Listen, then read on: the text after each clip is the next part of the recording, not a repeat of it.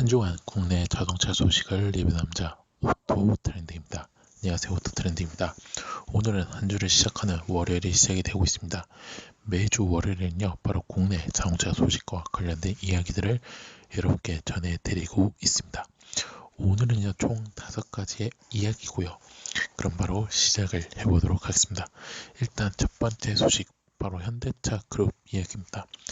현대차 그룹을 떠났던 지난 3월에 루크 동커볼케 부사장이 8개월 만에 다시 CCO직으로 돌아왔다고 합니다. 현대차 그룹 관계자는요, 루크 동커볼케 부사장의 디자인의 방향성, 정립 및 전략 수립에 직접적으로 기여한 최고 책임자였던 만큼 디자인 기반의 브랜드 커뮤니케이션을 수행할 CCO 역할의 책임자로 판단했다고 설명했다고 합니다. 동커볼케 부사장은요, 사실 2016년 1월에 합류를 했고요. 줄곧 디자인 업무를 담당했고, 올해 3월에 일진상의 이후로 3일 때까지 현대차, 기아차, 제네시스 브랜드의 디자인 총괄을 하는 담당자를 맡았다고 합니다. 그래서 이 CCO는요, 현대차 그룹의 브랜드 경쟁력 강화를 목적으로 디자인에 초점을 맞춘 제반 업무를 수행을 한다고 합니다.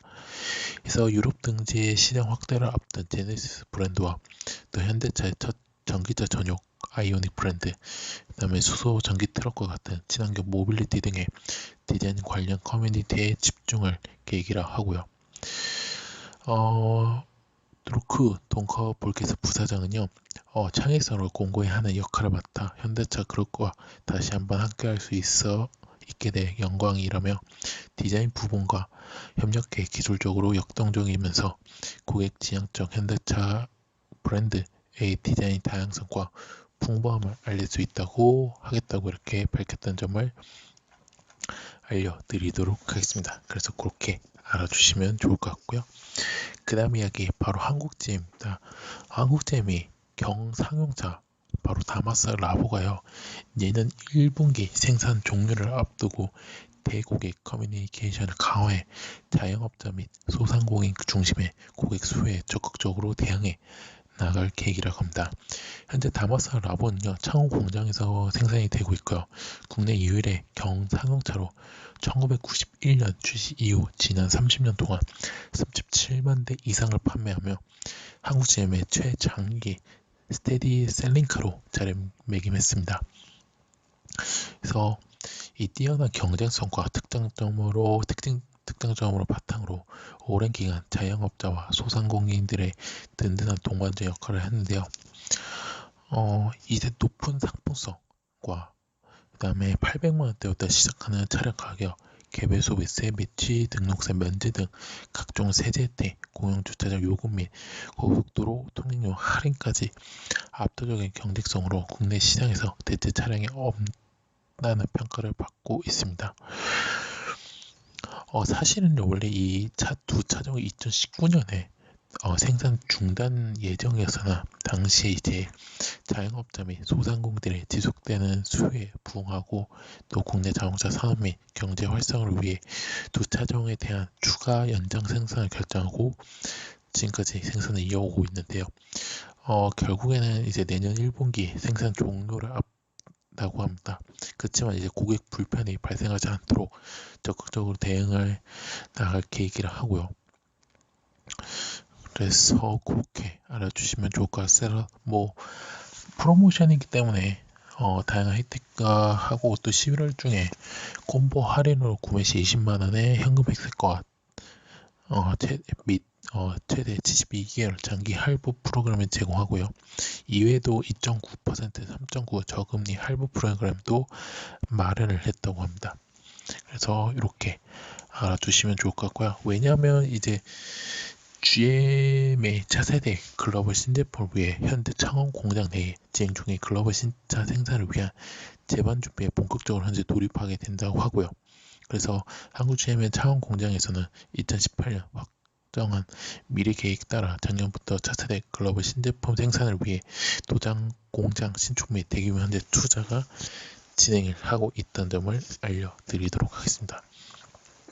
그래서 이렇게 알아주시면 좋을 것 같고요. 그 다음 이야기 바로 정부의 부처이죠. 바로 산업통상자원부 이야기로 여러분께 알려드리도록 하겠습니다.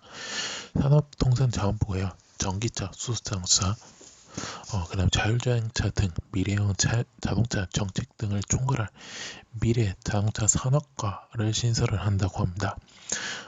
미래차과 신설은요, 이날 국무회의에 의결이 됐고요. 지난 11일이 아니죠. 오늘 11일부터 본격 시행을 한다고 합니다. 이 신설은요, 지난달 7월에 국회 국정감사에서 언급된 바가 있습니다. 그래서 성윤모 산업통상자원부 장관은요, 미래차 산업부가 잘 이끌고 있는가에 대한 고민정 더불어민주당 의원의 질의에 미래자동차과 신설을 준비하고 있다는 입장을 밝힌 바가 있습니다. 사실 그동안요, 이 미래차 관련 업무는요, 바로 자동차 항공가가 맡았다고 합니다. 하지만 미래차에 대한 세계 시장 경쟁이 과열되자 산업부는요, 이에 대한 선택과 집중을 위해 별도로 미래차과를 만들게 되었는데요. 주요 업무는요, 크게 미래차 기술 개발, 사업화, 보급 활성화, 산업 인프라 조성, 연관 산업 융복합, 글로벌 규제 대응 등으로 나눠진다고 합니다. 그래서 이 전기차, 수소전기차, 자율주행차 보급 활성화에 점령을 한다고 하고요. 그래서 지금 네비 컨트리 리서치에 따르면요, 2030년까지 레벨 3급 주행 보조가 가능한 차량의 전체 신차 중 50%가 차지할 수 있고, 전기차와 수소전기차의 비중이 30% 최대 30% 사이에 될 수 있기 때문에 이를 대비한다는 전략이라고 합니다. 그래서 이 미래차과는요, 전문성을 살리기 위해 미래차 과장을 기존 정부 출신 인사가 아닌 전문성과 혁신성 갖춘 민간 경력자로 채용할 예정이라고 합니다. 그래서 과장은 다음 달이나 내년 1월에 임명이 된다고 하고요. 그래서 그렇게 알아주시면 좋을 것 같고, 그리고 기존에 이 자동차 항공가는 없어지냐? 그렇지만은 않습니다. 그래서 기존에 이제 국내 자동차 판매와 생산 현황을 관리하고 내연기관차 관련 업무 등에 집중을 하게 된다는 점을 알려드리도록 하겠습니다. 그래서 이렇게 알아주시면 좋을 것 같고요. 그 다음 이야기 바로 국토교통부 이야기입니다. 국토교통부가요, 모빌리티 혁신위원회가 여객자동차 운수사업법 하위 법률 개정 방안 등 모빌리티 혁신을 위한 정책 권고안을 지난 3일 확정을 했다고 합니다. 이 모빌리티 혁신위원회는요, 지난 5월 14일 교통, 소비자, IT, 법제 분야 등 총 9명의 전문가들 구성해 출범했고요.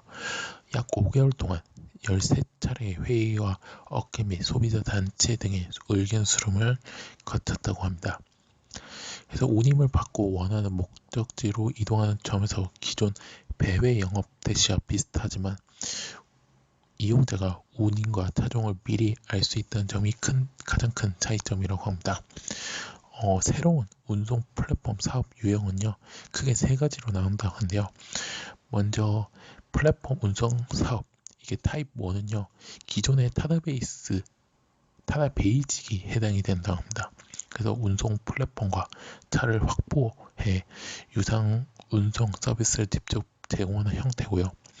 별도의 운행 개통 없이 일정한 사업지역 내에서 운송 서비스를 제공한다는 점에서 택시와 유사한 면이 있으나 플랫폼을 통한 호출 및 예약 방식으로만 영업하면서 차 조달 방식, 차종, 요금 등 측면에서 유연한 규제가 적용이 된다고 합니다. 그래서 이용자 수요자 맞춘 복합 서비스가 가능한 특성이고요. 다음은 카카오티 블루와 마카롱 택시대 플랫폼 사업자는 가맹사업 분야 타입 2라고 합니다. 그래서 플랫폼 확보하고 택시를 가맹점으로 모집해 가맹점에 의뢰 유상운송 서비스를 제공하는 형태로 현재 대부분 모빌리티 업체가 진출해 있는 분야고요. 마지막으로 모바일 등 플랫폼 중개 사업, 이게 타입 3라고 합니다. 그래서 운송 플랫폼을 통해 여객 고객과 운송차를 중개하는 연결하는 서비스만이 형태라고 합니다. 그래서 이렇게 세 가지 타입으로 나누게 되고요. 내년 4월에 법 시행 이후에 업계에서는 허가 신청을 하는 경우 플랫폼 운송사업 허가심의위원회를 개최해 허가 여부를 결정하게 된다고 합니다. 다만 이제 기여금 수준을 놓고 그동안 관련 업계에 이견이 존재했지만요.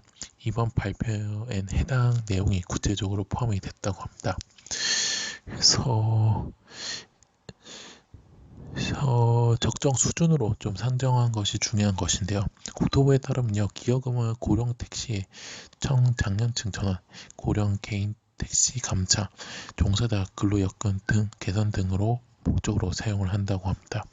그래서 위원회는요, 업체 상황에 따라 매출액의 5%, 운행 횟수당 800원, 대당 월 40만 원 중 선택할 수 있도록 방안을 도출을 했다고 하고요. 100대 미만의 소규모 사업자에 대한 기여금 면제 필요성이 논의됐지만요. 최소한의 사회적 책임 부여, 기여금 면제를 활용한 부실업체 난립 가능성을 등 고려해 기여금 완전 면제는 허용하지 않는 것으로 결론을 지었다고 합니다. 그래서 이렇게 알아주시면 좋을 것 같고요. 그래서 다양한 이 운송 플랫폼 서비스가 더 나올 것으로 예상이 된다는 점을 알려드리도록 하겠습니다. 그래서 그렇게 알아주시면 좋을 것 같고요. 자, 마지막 이야기 바로 현대차 이야기입니다. 현대차가 코나 EV가 화재 사건 때문에 리콜을 실시했죠. 그래서 지난 8일부터 리콜을 실시했는데 바로 배터리 관리 시스템 업데이트 작업이 한 달도 채지 않아 전체 90% 이상이 완료가 됐다고 합니다. 현대차와 자동차 안전연구원에 따르면요, 화재 원인으로 지목된 배터리 관리 시스템의 업데이트 작업이 지금까지 90% 이상 완료된 것으로 파악이 됐고요. 지난 10월 8일부터 시작된 이 리콜은요, 현대차 직영 정비센터가 주말에도 쉬지 않고 작업을 계속한 덕분에 거의 한 달이 되죠. 한 달이 된 상태에서 완전히 마무리가 된 것으로 파악이 됐고요. 지금 나머지 차량들도 업데이트를 조속히 완료할 것으로 하고 있다고 합니다. 그런데 지금 이제 배터리 관리 시스템이 업데이트한 이후에는 지금 화재가 지금 얘기가 안 나오고 있지만 언론에서는, 근데 일단은 모니터링 하고 있다고 하고요. 그리고 지금 계속 그러니까 이 화재 원인을 지금 파악하고 있죠. 자동차 안전연구원에서. 그래서 확인은 모니터링 하고 있고요. 또 확인을 하고 있다고 합니다. 그래서 지금 연말에 나올 예정이라 하고요. 지금 코나 EV에 장착된 배터리는요, LG화학이 만든 배터리 셀을 LG화학과 현대모비스의 합작사인 LH 그린파워가 배터리 패키지 작업을 하며 이후에 현대모비스가 다시 BMS와 냉각 시스템을 등을 장착, 최종적으로 현대차에 납품을 하는데요. 만약에 이 BMS 업데이트로 화재가 조금 진정이 된다면요, 현대모비스가 최종 책임을 지게 될 것으로 이제 보이고 있다고 합니다. 지금 아까도 얘기했지만 BMS는 현대모비스가 지금 장착을 하기 때문에 아무래도 현대모비스가 조금 일단 지금 상황에서는 그렇게 될 것으로 예상이 되고 있지만 자동차 안전연구원의 발표가 어떻게 나오냐에 따라서 조금 달라질 수 있다는 점을 알려드리도록 하겠습니다. 그래서 이렇게 알아주시면 좋을 것 같고요. 자, 이로써 오토트렌드가 준비한 국내 자동차 소식은 여기서 마치도록 하겠습니다. 오토트렌드는요, 현재 네이버와 티스토리, 바방아파티 유튜브 현재 활동하고 있습니다. 자동차뿐만 아니라요, 모터스포츠 관련된 리뷰 영상, 포스팅까지 하고 있으니까요. 네이버는 서류 이유 추가해 주시면 감사했고요. 티스토리 구독, 바방아파티에도 구독이고 마지막 유튜브에서는요, 구독 및 좋아요, 알람 설정까지 눌러주시면 대단히 감사하겠습니다. 저는 내일 국내 모터 스포츠에서 뵙도록 하겠고요. 코로나19 아직 끝나지 않았습니다. 사회적 거리두기 실천과 마스크 착용, 손 씻기, 그리고 3밀을 접촉 자제를 해주시면 대단히 감사하겠습니다. 저는 내일 뵙도록 하겠습니다. 지금까지 오토 트렌드였습니다. 감사합니다.